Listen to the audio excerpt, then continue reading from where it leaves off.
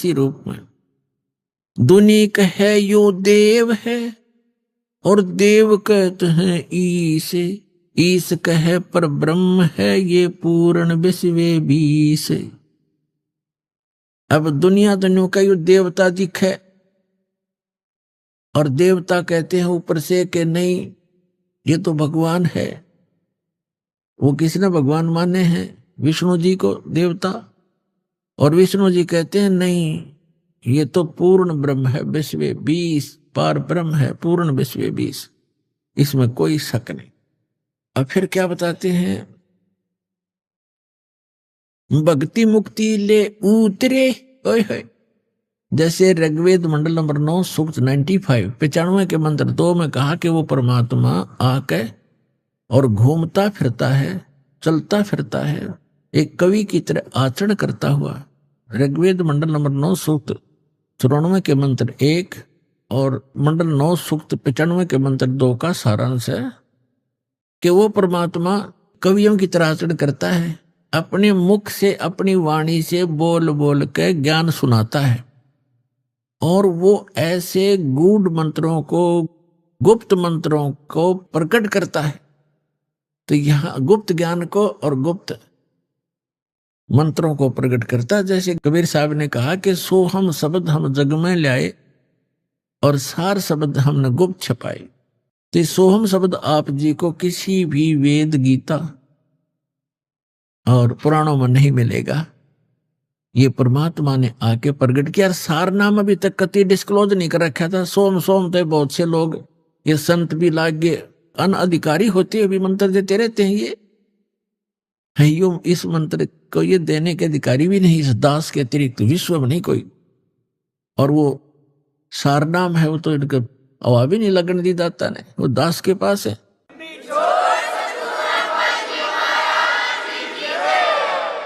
इस complete course से ही treatment होगा।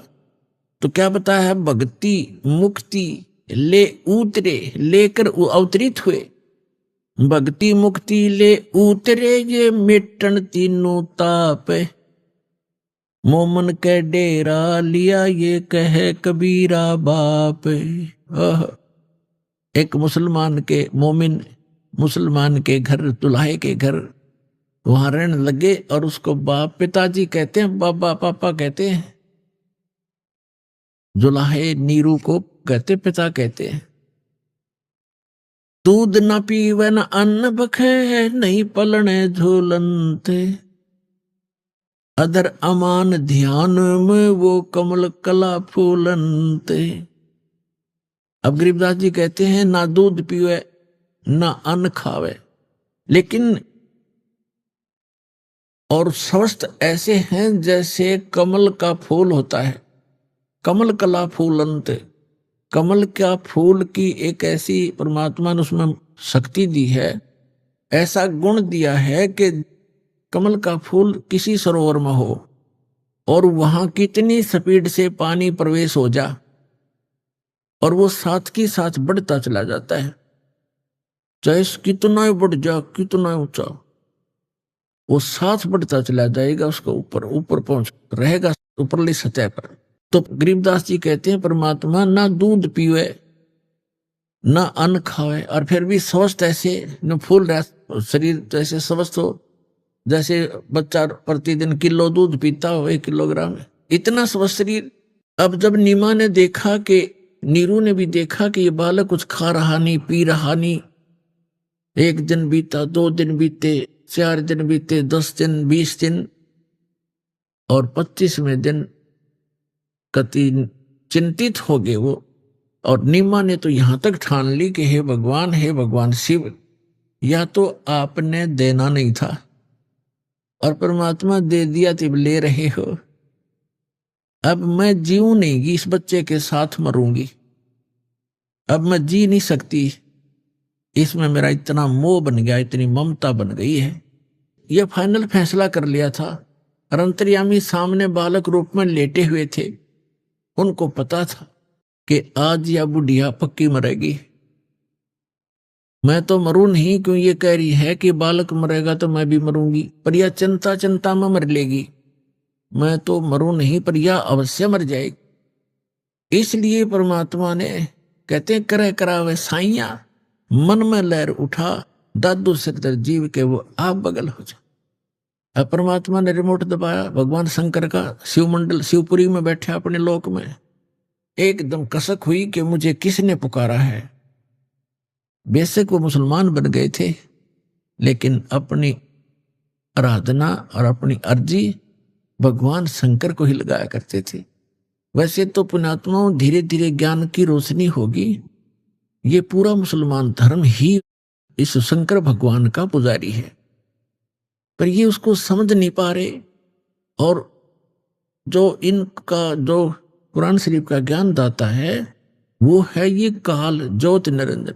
इसी ने गीता का ज्ञान दिया, इसी ने वेदों का ज्ञान दिया और इसी ने बाइबल का ज्ञान दिया। और गरीबदास साहिब जी ने कहा कि वही मोहम्मद वही महादेव, वही मोहम्मद वही महादेव, वही आदम वही ब्रह्मा, दास गरीब दूसरा कोई नहीं, देख अपने घर में। अब गरीबदास जी कहते हैं कि तुम अलग अलग समझकर झगड़ रहे हो। वही जैसे ईसा जी आए थे विष्णु जी के लोक तय, और हजरत मोहम्मद जी आए थे भगवान शंकर के लोक तय, और बाबा आदम आए थे ब्रह्मा जी के लोक से। तो यहां गरीबदास जी कहते हैं परमात्मा से प्राप्त ज्ञान के आधार से कि वही मोहम्मद वही महादेव, वही आदम वही ब्रह्मा, और दास गरीब दूसरा कोई नहीं, देख अपने घर में। कि आप जी यदि साधना करके देख लोगे, प्रत्येक मानव का शरीर चाहे किसी भी धर्म मजहब से संबंधित है एक जैसा है।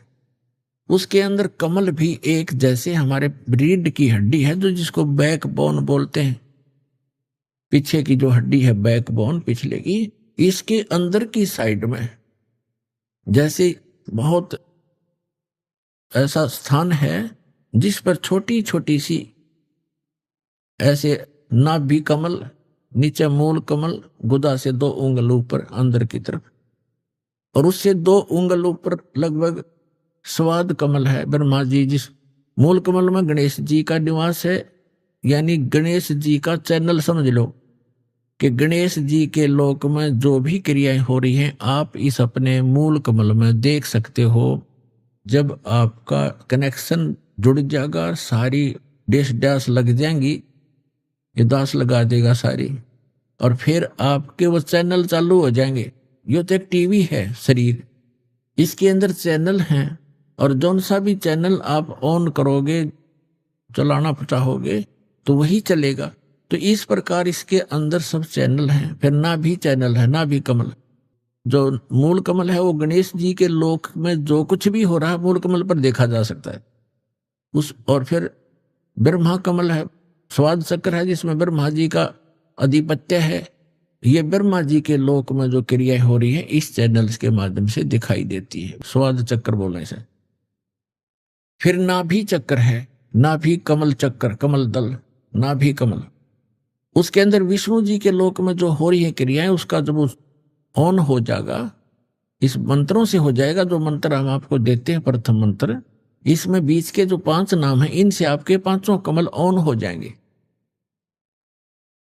लेकिन इन कमलों को देखने की आवश्यकता नहीं है आपको, आप यही मार खा जाते हो कि वो हमारे कमल दिखाओ, चल दिख जाए तो बहुत अच्छा है, कमलों को देखें, उनको देखें। अब देखो पुण्यात्मा, इन कमलों में को देख देख कर हमने अपना जीवन नाश कर लिया संख्यों बार।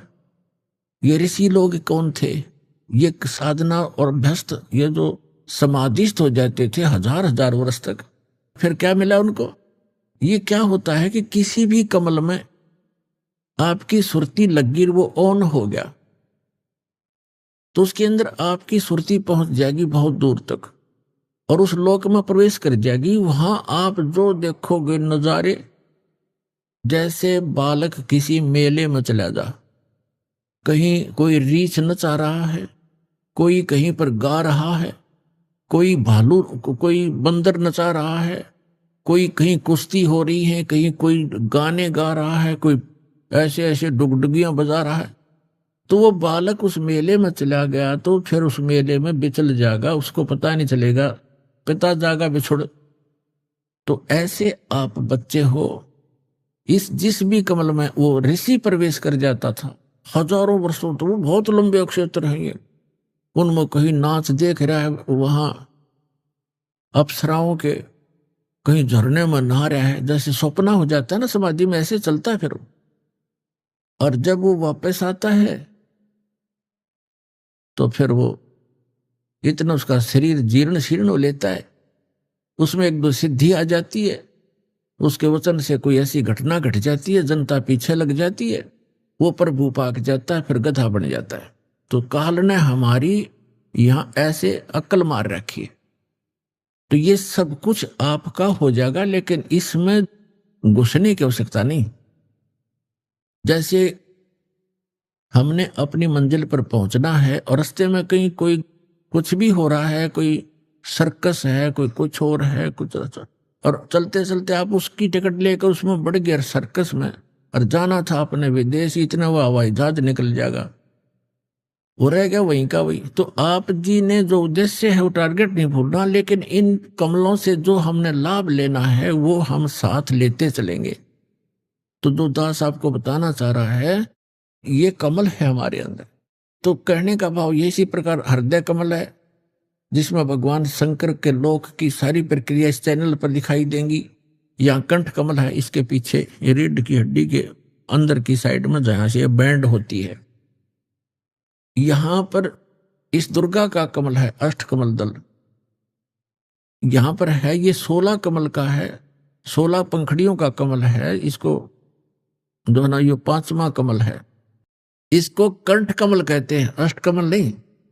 जैसे एक मूल कमल, फिर स्वाद कमल, चक्कर कहो चाहे कमल कहो, फिर नाभि कमल, विष्णु और लक्ष्मी जी का वहां पर नजारा दिखाई देता है, फिर हृदय कमल इन दोनों सतनों के बीच में, और यहां दोनों सतनों के बीच में उधर से ऊपर, यहां इसकी रीढ़ की हड्डी पर अंदर की तरफ एक हृदय कमल है, जिसको हृदय कमल कहते हैं, जिसकी 12 पंखड़ी है। ये कंठ कमल है, इसमें 16 पंखड़ी है और दुर्गा जी का निवास है। तो यहां कहना चाहते हैं गरीबदास जी कि वही मोहम्मद, वही महादेव, वही आदम, वही ब्रह्मा, और दास गरीब दूसरा कोई नहीं। देख अपने घर में, यदि आप अपने चैनलों को ऑन कर लोगे, देख के देखो, आप विश्व शिवलोक के अंदर प्रवेश करोगे, आपको वहां बैठे दिखाई देंगे मोहम्मद और सारे ये पीर पैगंबर। वहां एक अलग से पितरलोक है, प्रत्येक इस भगवानों की नगरी है, अलग अलग इनके स्थान हैं, इनके लोक हैं, और प्रत्येक में अलग अलग स्वर्ग हैं। स्वर्ग माने रेस्टोरेंट, और अलग अलग उनके पितर स्थान है, गण अलग रहते हैं। ये भूत प्रेत अलग रहते हैं, भूत प्रेत पितरों आदि का वो इकट्ठा ही अक्षेत्र है। तो ये सारे वहां बैठे दिखेंगे तुमने, तब पता चलेगा आप अलग नहीं हो, एक हो। तो यह कहते हैं वही मोहम्मद, वही महादेव, वही आदम, वही ब्रह्मा, दास गरीब दूसरा कोई नहीं। देखा अपने घर में। तो नीमा प्रार्थना कर रही है कि भगवान, या तो पुत्र देना नहीं था, और दे दिया तो मालिक लेना नहीं था, आप इसको लेने जा रहे हो, आपकी दासी साथ मरेगी इस बालक का। जय, ये मर गया। तो परमात्मा ने सोचा कि मैं तो मरूं नहीं, पर ये जरूर मरेगी, इतनी टेंशन ले ली इसने। तब परमात्मा ने भगवान शिव को प्रेरित किया ना, तो वो तो 25 दिन की रोए थी। कहते हैं करे करावे साइया मन में लहर उठा, दादू सिरधर जीव के वो आप बगल हो जा। वहां वो शिव की पुजारण थी, शिव जी ने भेज दिया, और शिव जी एक साधु रूप बना कर आए फकीर का, और पूछा माई क्यों रो रही हो, क्या बात है, आपने तो बहुत बुरा हाल कर रखा है, क्या बात बेटा बताओ। तो उसने बताया कि महाराज जी मैं महा दुखी हूं, मेरे दुख ने ना सुने, आपके सतर का नहीं है, आप भी दुखी हो जाओगे मुझे दुखिया के दुख न सुनकर। भगवान शिव ने कहा कि माई बेटा, कहते हैं अपना दुख किसी दूसरे को सुना दे तो कुछ हल्का हो जाता है। ठीक है, मैं नहीं कर सकूंगा, कुछ विधि बताऊंगा, हो सके दाव लग जाए तो कर लेना। तो माई ने सोचा ले बता दे महात्मा को, महात्मा में तो शक्ति भी होती है। लेकिन इससे पहले वह सब महात्माओं के पास जा चुकी थी, कोई राहत उनको मिला नहीं था। झाड़ फूक भी करवा लिए थे, सारी टोक टाक भी झाड़ ली थी पर उस मालिक का टोक लग गया करे।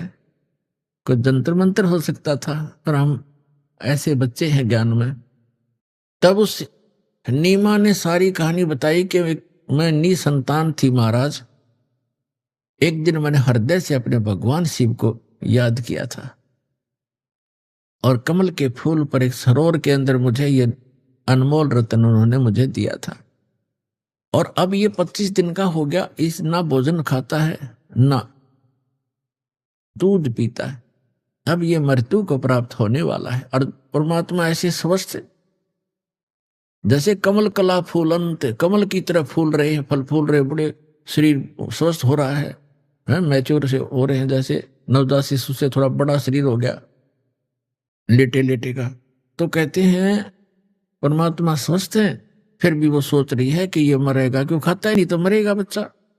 और कहा महाराज जी साथ में मरूंगी, मैं जी नहीं सकती। यूं कह के फूट फूट कर रोने लगी। तब शिवजी ने कहा कि माई तेरा पुत्र दिखा कहाँ है। वह लाई उठा के और सोचा महाराज के चरणों में डाल दूं, महात्मा आशीर्वाद दे देंगे, मेरा बालक जीवित हो जाएगा, स्वस्थ रहेगा, ये खा पी लेगा कुछ। तो जो ही साधु रूप में खड़े भगवान शिव के चरणों में बच्चे को डालना चाहा, वो बच्चा वहां से आकाश में उड़ा और भगवान शिव के सिर के पैरेलल हवा में खड़े हो गए अपने आप। और शिव जी देख रहे हैं। अब माई ने सोचा, नीमा ने सोचा इस महात्मा में बड़ी करामात है, मेरे पुत्र को हवा में उठा दिया। फिर भी नंबर शिव जी के बनन लग रहे हैं। अब भगवान शिव ने ऐसे हाथ किया, परमात्मा उसकी गोदी में आ गए भगवान शिव के साधु रूप में। और फिर परमात्मा की और भगवान शिव की, दोनों भगवानों की नजर में नजर मिली। तब शंकर भगवान ने प्रणाम किया कि तो कोई अजब शक्ति है। कहते हैं गरीबदास जी ने लिखा है कि 7 बार उनकी आपस में वार्ता हुई, माई नहीं समझ सकी। उस बाल भगवान कबीर साहब ने कहा कि शिव जी इस माई से कह दो एक कुंवारी गाय मंगवा ले और उस पर आप अपना आशीर्वाद दे देना, वह दूध दिया करेगी। कहते करे करावे साइया मन में लहर उठा, तदु सिर धर जीव के आप बगल हो जा। अपनी महिमा नहीं चाहते परमात्मा, माई का न्यू हो जाएगी। अक्साद दुआया था, आशीर्वाद दे दिया और गाय दूध देने लगी। और परमात्मा ये चाहते हैं कि इन मेरी आत्माओं के हृदय में भगवान की आस्था बनी रहे, चाहे वो किसी के माध्यम से बनावे। तभी तो आज तक आप भगवान भगवान करते फिर रहे हो और किसी को राहत मिली नहीं। भले ही साधनाएं गलत थी, लेकिन आप कभी मालिक के चरणों में रहे हैं, जिस कारण से आपको भक्ति से परिपूर्ण कर गए थे। आज तक आपके पुण्य समाप्त नहीं हुए थे। आज से 600 वर्ष पहले परमात्मा आए थे, 64 लाख से हुए थे। उन 64 लाख में से आप हो जो सबसे पहले आओगे।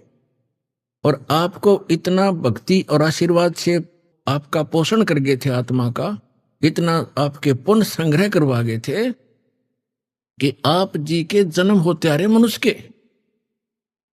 भले ही आप साधनाएं किसी भी देव देवता की कर रहे थे, उनसे मिलना मिलाना कुछ नहीं था, आपके फल रहे थे पूर्व जन्म के कर्म ही, वो संस्कार मिल रहे थे। लेकिन आस्था भगवान में जुड़ी थी कि मैं इस भगवान की पूजा कर रहा था, मुझे लड़का हो गया, मेरी नौकरी लग गई, जैसे इस दास के साथ था। अब पता चला जिन भगवान ने क्यों पूजा करते थे वो कुछ कर ही नहीं सकते थे, लेकिन हमारी आस्था थी, हो रहा था, फल रहा था, संस्कार प्रारब्ध, और हम क्रेडिट देते थे इन भगवानों को, और हमारी चाह बनी रही भगवान में, और कर रहा था वो खुद मालिक। तो उसी समय साधु वेशधारी भगवान शंकर ने कहा कि नीमा तेरा पति कहाँ बुलाओ। उसने अपने पति को बुलाया तो भगवान शिव ने कहा, यानी जो साधु रूप में खड़े थे, कि ऐसा कर बच्चा, एक कुंवारी गाय ला जिसने दूध पीना छोड़ रखा हो और सांड न टच ना करी हो, जाके संग बैल नहीं लागा, और एक कुम्हार के घर से एक बिल्कुल ताजा स्वच्छ एक छोटा सा मटका ले आना जिसमें दूध निकाला करेंगे, घड़ा, छोटा घड़ा, बरोला, जैसे आजकल देगची होती है ना, डेगची इतने साइज का। वो गया तुरंत, कुंवारी गाय ले आया और एक कुमार के घर से डेगची टाइप मटका ले आया मिट्टी का। भगवान शिव ने उस बछिया के कमर पे हाथ मारा, लंबे लंबे सतन हो गए और पात्र नीचे कर दिया।